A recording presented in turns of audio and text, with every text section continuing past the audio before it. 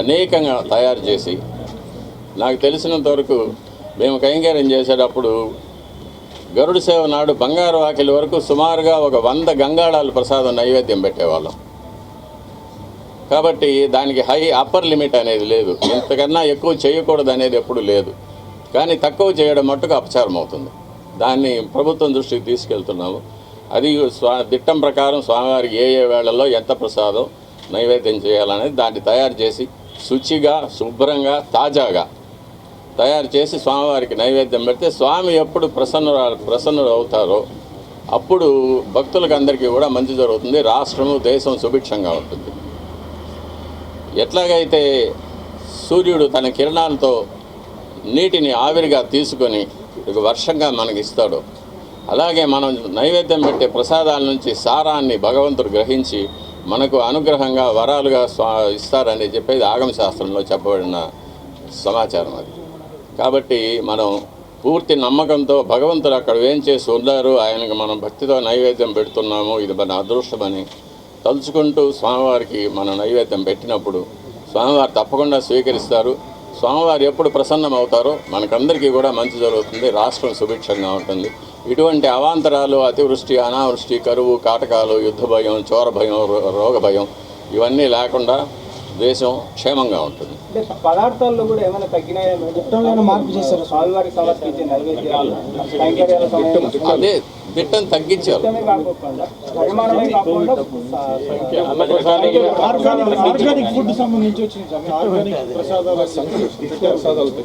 Organic food అనేది, తర్వాత millets, తృణధాన్యాలు స్వామివారికి నైవేద్యం పెట్టాలనేది కూడా 5 సంవత్సరాల ముందు మొదట నా దగ్గరికే వచ్చింది ఆ ఇష్యూ.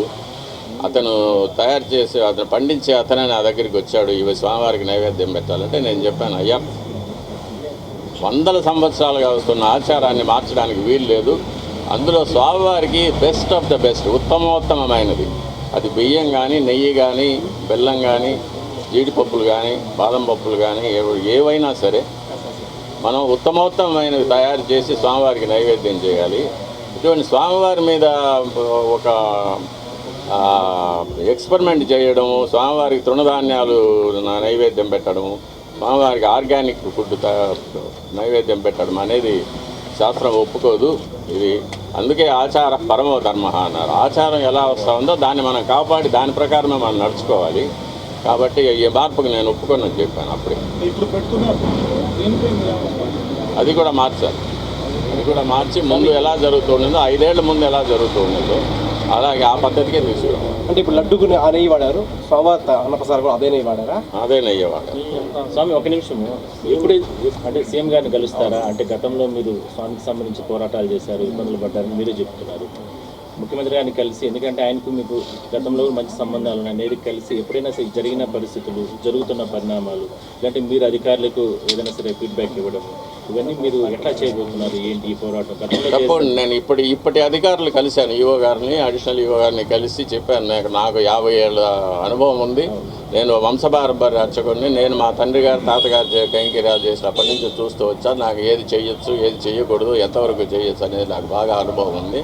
కాబట్టి నాకు అవకాశం ఇస్తే ఈ పాడైపోయిన అర్చక వ్యవస్థని, ఆలయ వ్యవస్థని రెండింటినీ కూడా నేను పాత పద్ధతికి నేను తీసుకురాగలనని చెప్పాను.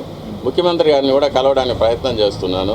ముఖ్యమంత్రి గారిని కూడా కలిసి నేను ముందుగా వారు ప్రభుత్వానికి రావడానికి శుభాకాంక్షలు చెప్పిన తర్వాత, ఇలా ఆలయంలో ఇలా జరిగింది 5 ఏళ్లుగా, ఇటువంటి అంటే కొన్ని విషయాలు ఎవరికి తెలియదు కూడా, అటువంటి విషయాలు, కొన్ని అపచారాలు జరిగినవన్నీ కూడా చెప్పి వీటిని సరిదిద్దడానికి నాకు ఒక అవకాశం ఇవ్వాల్సిందని చెప్పి రిక్వెస్ట్ చేస్తాను.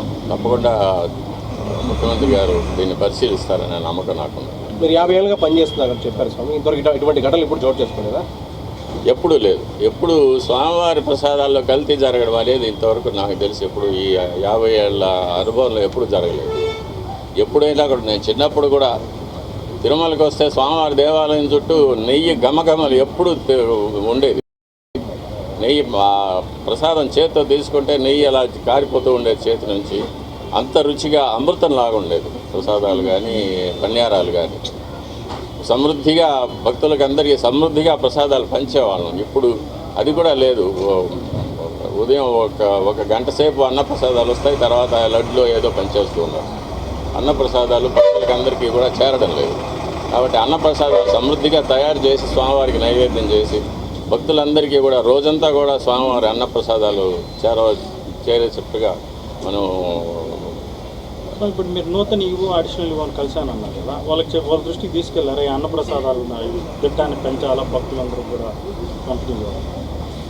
అన్నప్రసాదాల విషయంలో కొలతలు తగ్గిపోయాయని చెప్పాను. చేసే సమయాలు మార్చేశారు ఇష్టంగా, ఆగమ శాస్త్ర ప్రకారంగా జరగడం లేదనేది తప్పు చెప్పాను నేను. అవి కూడా ఓకే సార్. సో మీకు గత కొంతకాలంగా స్వామివారి సేవకు దూరంగా ఉన్నారు, తిరిగి స్వామివారి సేవకు ఎప్పుడు వస్తారు అనుకుంటున్నారు? అలాంటి అవకాశం ఉందని అది నా మీద బలాయించిన అబద్ధపు కేసులు ఈ ప్రభుత్వం కనుక తీసివేస్తే నేను స్వామివారి కైంకర్యానికి తప్పకుండా వస్తాను.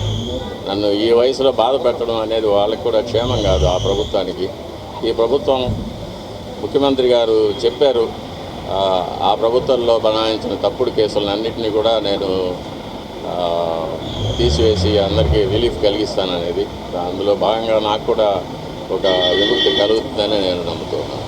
అంటే ఇట్లా బహిరంగంగా చేయడం ద్వారా ఏదో అంతర్గతంగా విచారం చేసి జరుగుతున్న లోపాలను సరిచేయకుండా బహిరంగపరచడం ద్వారా స్వామివారి మీద ఉన్న భక్తి, అదేవిధంగా విశ్వాసం సన్నగిల్లేందుకు కానీ లేకపోతే హిందూ భావాలు దెబ్బతినేందుకు కానీ అవకాశం లేదంటే అంటే నేను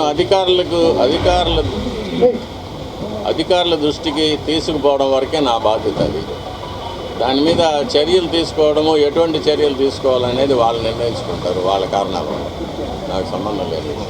నాకు మా స్వామివారి తృప్తిగా జరగాలి, స్వామివారి సంతోషంగా ఉండాలి, అందువల్ల భక్తులందరూ కూడా అనుగ్రహించబడాలి. అదొక్కటే నా దృష్టి. మిగతా వాటిని గురించి నాకు సంబంధం. నెయ్యి విషయంలో గత పాలక మండలికి కానీ అధికారులకు కానీ తెలిసే ఇటువంటి పనులు చేశారని చెప్తున్నారు. మరి వాళ్ళకి తెలిసి అన్నీ జరుగుతున్నాయి. ఎందుకంటే నెయ్యి అనేది చాలా పెద్ద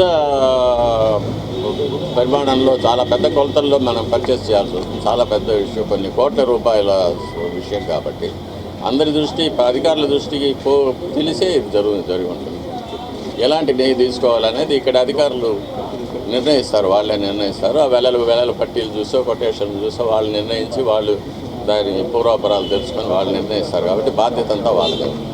ఇక్కడ టీటీడీలో కూడా వచ్చిన ప్రతి దాన్ని కూడా టెస్ట్ చేసే ల్యాబ్ ఉంది, దాంట్లో చెక్ చేసిన తర్వాతే ఇవన్నీ కూడా తీసుకుంటారు. లేదంటే రిటర్న్ పంపించే ఆచారం ఎప్పటి నుంచో ఉంది. అంటే గత ప్రభుత్వం కానీ అంతకుముందు ప్రభుత్వాలు కానీ ఇవేం పట్టించుకోకుండా వచ్చినవన్నీ తీసుకుంటున్నారు కదా. ఏమో ఆ శాంపుల్స్లో కూడా ఏదైనా గోల్మాల్ జరిగి ఉండొచ్చు.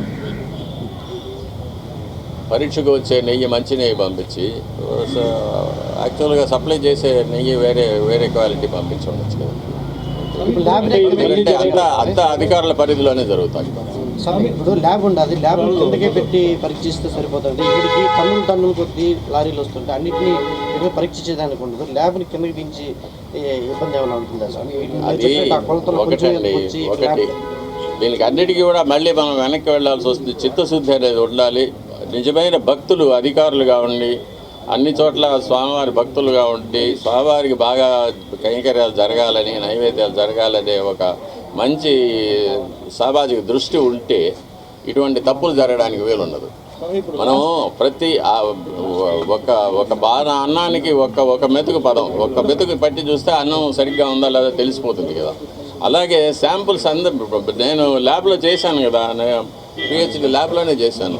శాంపుల్స్ అంటే ప్రతి 10 లీటర్ల ద్రవం ఉంటే 10 లీటర్ల ద్రవాన్ని టెస్ట్ చేయలేం కదా. ఒక 1 ml 2 ml తీసుకొని టెస్ట్ చేసుకుంటాం, దాన్నే మనం ఆపాదించుకుంటాం. కాబట్టి ఆ టెస్ట్ చేసే దాంట్లో ఒక నిబద్ధత ఉండాలి, నియంత్రణ ఉండాలి.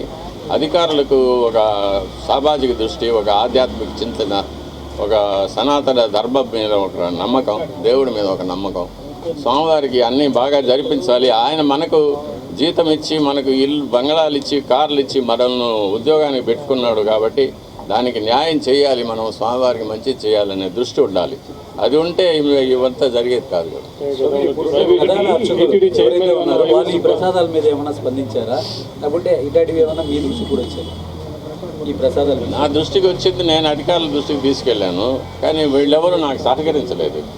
అంటే ఈ రిపోర్ట్ వచ్చింది కాబట్టి మీరు స్పందించారు. ఇప్పుడు అది ఇంతకుముందు నుంచి మీకు 5 ఏళ్ళ నుంచి కూడా ఇక్కడ నాణ్యత తగ్గిందని మీకు తెలుస్తూ ఉంది అని చెప్పలేకపోయింది ఈ రిపోర్ట్ చెప్పాను, నేను దృష్టికి తీసుకెళ్ళాను, ఈవో గారికి చైర్మన్ గారికి దృష్టికి తీసుకెళ్ళి చెప్పాను నేను చాలా సార్లు.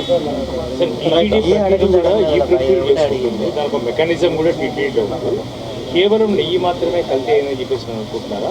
అన్ని వస్తువులు సరైన లేదు, ఇంతకుముందు రిపోర్ట్లో జీడిపప్పు కూడా పురుగులు పట్టింది వచ్చిందని దాన్ని రిజెక్ట్ చేస్తున్నారు. శనగపప్పు అన్నిట్లోనూ కల్తీ వస్తుంది, కల్తీ వచ్చింది, రిపోర్ట్లు ఉన్నాయి.